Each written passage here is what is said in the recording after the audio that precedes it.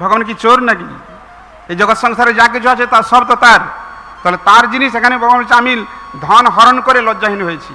ভগবানকে হরণ কথা, হরণ মানে চুরি করা। ভগবান কি চোর নাকি? হ্যাঁ, চোর না? ভগবান কি চুরি করেছেন কি না? চুরি করেছেন।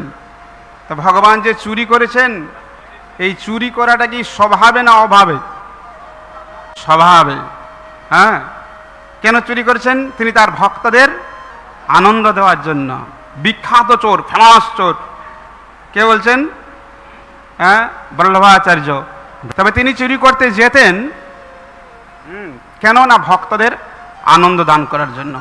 ব্রজবাসীদের বাড়িতে বাড়িতে যেতেন, কি চুরি করতেন? ব্রজে প্রসিদ্ধ নবনীত চোরম, নুনি চুরি করতেন।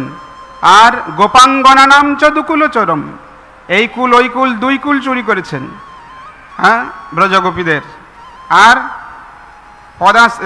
অনেক জন্মার্জিত পাপ চোরম। বাহ, এরকম চোরকে দেখা যায় সম্পদ কিছু চুরি করে, কিন্তু পাপ চুরি করে এরকম চোর দেখা যায়? দেখা যায় কি? দেখা যায় না, কিন্তু আছেন। হ্যাঁ, সব থেকে বড় চোর। হ্যাঁ, তো ভগবান সব দিক থেকে পারদর্শী, চুরির দিক থেকেও ফেমাস, হ্যাঁ, বিখ্যাত।